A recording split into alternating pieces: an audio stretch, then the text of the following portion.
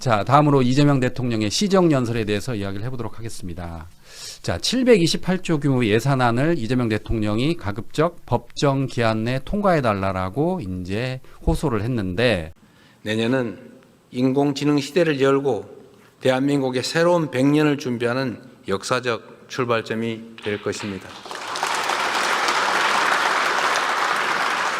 다가오는 미래가 절망과 불안이 넘치는 세상이 아니라 희망과 기회로 충만할 수 있도록 함께 노력하면 좋겠습니다.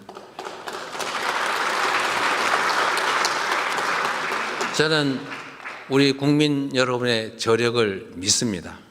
그래서 자신 있습니다.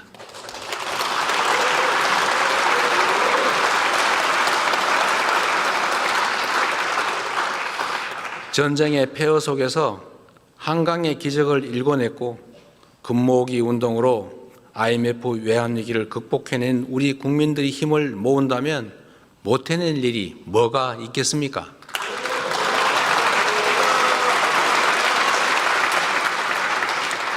산업화와 정보화를 성공적으로 이뤄낸 것처럼 위대한 대한 국민들과 함께 인공지능 시대의 문을 활짝 열겠습니다.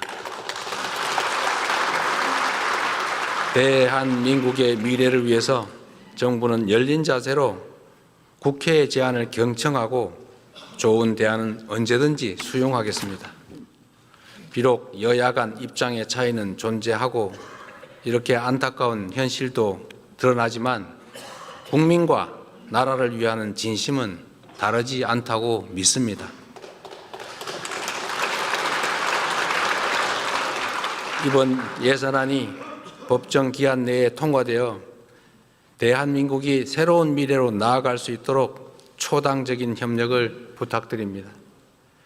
2026년 예산안이 치밀한 심사를 거쳐서 신속하게 확정될 수 있도록 기대합니다. 고맙습니다. 10조 원을 AI 고속도로 깔겠다라는 그 명연설을 했습니다. 그런데 아쉽게도 국민의힘 의원 전원이 참석하지 않았어요. 그리고 이재명 대통령이 국회로 들어갈 때 국민의힘 의원들이 검은색 옷에 검은색 마스크를 쓰면서 막말을 했습니다. 꺼져라. 그렇죠. 어떻게 보셨어요, 그거는? 사실은 그 검은색 옷을 입고 피켓팅하고 검은 마스크 쓰고 국민의힘 의원들이 서 있었고, 예. 그리고서는 이재명 대통령이 지나갔어요. 그리고 그 피켓팅은 결국에는 그 조문하는 그 검은 그 사진들 있잖아요. 그런 걸 들고 있었거든요. 예. 그래서 그날의 한 컷은 바로 국민의힘의 사망날을 이재명 대통령이 조문하러 왔다라고 이미지가 익힐 정도로 이것은 정부에 대한 비판이 아니라 국민의힘이 더 나락으로 가기 위해서 스스로 자초한 결과를 그날의 한 장의 사진으로 보여줬다. 저는 그렇게 생각을 합니다. 예. 실제로 시정연설을 이재명 정부에서 처음 하러 왔죠. 728조에 대해서 어떻게 대한민국을 내란 극복 그리고 비상계엄 이후에 회복하고 발전시킬 거냐에 대해서 대통령이 국회의원들에게 예산 심의를 하기 전에 설명하고, 그것은 결국에는 국민들에게 2026년은 이렇게 국가를 운영하겠습니다라고 얘기하는 자리였거든요. 정말 멀쩡하고 실력 있는 그런 야당이었다면 728조에 대한 문제점 그리고 여당을 견제하기 위한 메시지가 나와야죠, 정책적으로. 그리고 정치적 공세로 간다는 것 자체가 이들이 예산 심의나 아니면은 국정감사 과정에서 이재명 정부한테 토를 달 것이 없다라는 하나의 반증일 수도 있는 거거든요. 예. 특히 추경호 지금 전 원내대표는 조사받았잖아요. 그리고 지금 이제 구속영장이 어떻게 될지 지금 기로에 있는 상황인데, 그날의 그런 특검이 확인한 사실은 실제로 윤석열 대통령이랑 전화를 했어요. 그리고 본인이 비상계엄이 무리하게 됐다라는 거를 홍철호 정무수석과도 통화를 하면서 알게 됐어요. 그렇다면은 한동훈 당대표는 이거 맞겠다라고 했을 때 협조하지 않았잖아요. 예. 그리고 우원식 의장이 1시에 본회의 열겠다 했을 때 그 공지를 그 국민의힘 의원들한테 사실은 공지하지도 않았어요. 그런 방식으로의 간접적인 방해 행위, 방임한 행위, 비상계엄 해제를 적극적으로 막자는 행위, 이런 부분에 있어서 당연히 비판받아야 되고, 이미 이거는 위법하다라고 판명이 됐음에도 불구하고 장동혁 국민의힘 대표는 추경호를 쉴드치고 있다. 예. 지금 국민의힘이 딜레마에 빠졌어요. 추경호를 사실은 쉴드치지 않으면 사실 추경호 의원만 나락으로 빠진다? 근데 추경호 의원이 그러면은 나중에 수사, 조사, 재판받는 과정에서 본인만 잘못했다고 인정하면서 딱 선 그을까요? 그렇지 않단 말이에요. 그날 현장에 본청에 있었던 국민의힘 의원들 왜 그러면은 표결 안 들어갔는지, 그때 같이 협조한 그런 당직자는 어떤지, 이런 것들까지 줄줄이 사탕이 될 수밖에 없으니까 사실은 손절하고 싶어도 손절 못하는 국민의힘의 딜레마가 분명히 있다. 그런 것들을 지금 이재명 대통령이 국회에 왔을 때 반사시키고 있긴 한데요. 실제로 그런 부분에 있어서 국민들은 국민의힘을 아직 정신 못 차렸네 라고 예. 손가락질 할 거라고 생각을 합니다. 그러니까 추경호 전 원내대표는 당시 그 의원총회 장소를 국회와 여의도 당사로 이렇게 한 3차례 왔다 갔다 이렇게 바꿨잖아요. 국회 그리고 당사, 당사. 다시 예. 예결위원장 예. 그러다가 당사 했으니까 마지막에는 결국에는 표결 못하게 한 거예요. 예, 예. 그걸 증명을 못하고 있는 거죠. 설명을 못한 거죠. 음. 왜 아직까지 왜 그렇게 바꿨는지에 대해서. 그래서 방금 말씀하신 것처럼 이제 국힘에서는 이렇게 사과를 해야 되는데 사과는 하지 않고 그 장동혁 대표가 이제 전쟁이다. 그리고 이재명 대표의 시정연설은 이번이 마지막이 될 것이다라고 또 선전포고까지 했어요. 원내대표님 말씀하셨지만 이제 전쟁입니다. 이제 우리가 나서서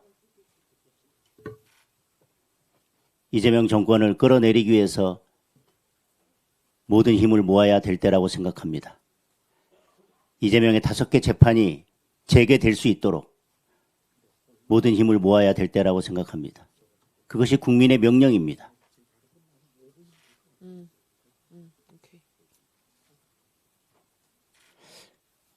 우리가 싸우지 않으면 국민들도 싸우지 않을 것입니다. 우리가 싸우면 국민들께서 함께 싸워 주실 것입니다.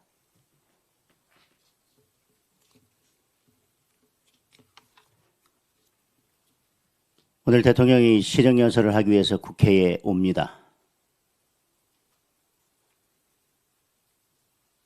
이번이 마지막 시정연설이 되어야 합니다. 그게 사실은 정말 정말 모 눈에는 모만 보인다고, 돼지 눈에는 돼지만 보인다라는 얘기가 있는데, 아니 탄핵을 자행하고 시정연설을 사실은 그 국회를 거부하고 안 한 사람이 바로 윤석열이잖아요. 예. 그런 대통령을 배출한 국민의힘에서 민주당도 똑같을 거다라고 지금 전제하고서는 그렇게 얘기를 하는 거잖아요. 한동훈 뭐라 그랬어요? 한동훈 전 당대표가 이재명 대통령 재판 다시 재개하면 아마 비상계엄 선언할 거다 이런 얘기 했잖아요. 정말 말도 안 되는 일이고, 민주당이 정말 국정을 잘 운영하고 있다 보니까 그런 부분에 있어서 토답을 게 없는 거죠. 어떻게든 끌어내리고 싶고 탄핵시키고 싶고 시정연설 이제 마지막으로 하고 싶은데 어떤 방법으로 할 거예요? 국민의힘의 지금 뭐 화력이나 국민의 설득력이나 눈높이에 맞는 의정활동 전혀 보이고 있지 않는데 본인들의 바람일 수는 있다. 하지만 국민들, 특히 중도층에 있는 분들도 아니 지금 에이펙도 잘하고 관세 협상도 잘하고 지금 주가도 뭐 지금 4,000피까지 찍었고 예. 계속해서 대한민국의 5년을 회복하고 있는 상황에서 국민의힘 너네나 정신 차려라고 할 수밖에 없는 상황이다. 그러면서 그 메아리는 결국에는 국회 안에서 그들만의 메아리라고 얘기할 수밖에 없습니다. 국힘이 걱정하는 그건 것 같아요. 지금 추경호 전 원내대표가 현역 의원 가운데 처음으로 내란과 관련해서 영장이 청구됐는데 예. 만약 발부가 된다면 법원에서 이제 내란 혐의를 인정하게 되고 결국 국힘은 유언정당 해산 심판 청구까지 오는 거 아니냐. 지금 그걸 걱정하는 것 같아요. 지금. 그렇죠. 결국에는 이 비상계엄에 동조한 국민의힘도 문제가 있다라는 거를 사법적인 판단을 받게 될까봐 그것을 예. 불안해하는 거고, 사실 추경호 원내대표 당시에 그 원내대표실을 압수수색을 했잖아요. 예. 그래서 뭐 당직자들 핸드폰이나 이런 것들이 압수수색이 당했는데 그날의 대화 내용 이런 것들이 어디까지 특검이 파악했는지는 모르겠어요. 예. 그리고 구속영장을 청구했다는 것은 나름 명확한 중대 범죄나 아니면 도주 우려, 증거 인멸의 우려 3개 중에 어느 정도의 가능성이 있다고 생각하기 때문에 구속영장이 청구가 됐고 사법부가 이걸 인정했다라고 보이는 거거든요. 아직은 뭐 물론 구속영장이 이게 발부가 될지 안 될지에 대해서는 조금 더 지켜봐야 되겠지만 예. 지금 한덕수 그리고 박성재 모두 구속영장이 기각됐거든요. 기각됐죠. 예. 예. 지금 추경호 의원도 어떻게 될지 몰라요, 사실은. 예. 혹시나 기각이 된다 하더라도 이게 무죄라고 절대 착각하면 안 됩니다. 이분들은 예. 재판 가서 유죄로 입증되는 데까지 내란의 극복을 위해서 계속해서 우리 관심을 갖고 정말 그날 대한민국 국민의 대표로서 표결에 참여하지 않은 많은 의원들에 대한 국민의힘의 특히 비판은 끝까지 역사에 남을 거라고 저는 생각합니다. 예. 어쨌든 추경호 전 원내대표는 지금 불체포 특권을 지금 포기하겠다라고 말을 했습니다. 그렇죠. 지금 포기 안 하면 근데 어떻게 할 거예요? 나는 불체포 특권을 포기 안 하겠습니다라고 하는 순간 어차피 표결 들어가면은 과반은 민주당이에요. 과반이, 예. 그러면 이미 통과될 거라면 포기 안 하겠습니다가 멋있겠어요? 포기하겠습니다가 하겠다, 멋있겠어요? 예. 그래서 권성동 의원도 그냥 포기하겠습니다 한 거예요. 예. 예, 그럴 수밖에 없는 현실에 있어서 나름 나는 당당하게 하겠다라는 그런 모양새긴 하지만 실질적으로는 포기 안 할 수가 없는 상황이다라고 말씀드릴 수밖에 없죠. 예. 실제로 근데 국민의힘이 그날 표결에 참여할 건지 안 할 건지를 봐야 돼요. 지난번 권성동 때는 참여를 안 안 했잖아요. 했죠. 예. 근데 들어가서 찬성을 찍는다? 그러면은 이제 국민의힘에서는 역적으로 몰리는 것이고 그렇죠. 만약에 반대를 누른다? 그럼 너 비상계엄 그럼 아직도 두둔하냐? 이 음. 비판에 있기 때문에 그러니까요. 그렇다고 기권하겠어요? 그러니까 못 들어가는 거예요. 그럼 이번에도 안 들어올 가능성이 크네요. 이번에도 몇몇 의원은 나는 안 들어가겠다라고 벌써 입장을 밝힌 그런 의원들이 있는데 예. 그럼에도 불구하고 그날 국민의힘 18명은 표결에 참여했잖아요. 비상계엄 해제를 위해서. 예. 이 사람들조차 지금 시정연설 하는데 참여 안 하고 안 했죠. 예, 예, 18명도. 그리고 표결도 참여 안 하고 결국에는 친윤, 찐윤이 여전히 그 권력을 잡고 있기 때문에 이 한동훈계의 의원들이 본인들의 소신 정치를 전혀 못하고 있다. 예. 예, 그러면서 또 한 번의 국민의힘에서의 안타까운 그런 단상들이 이번 표결을 통해서 나타날 것이다. 11월 달에 지금 이제 본회의 넘어올 거거든요. 예. 한 13일인가 14일 날 이제 예상을 하고 있더라고요. 예, 예. 그런 부분에 있어서 국민의힘의 그런 동태 다시 한번 국민들이 평가하셔야 된다고 저는 봅니다. 예.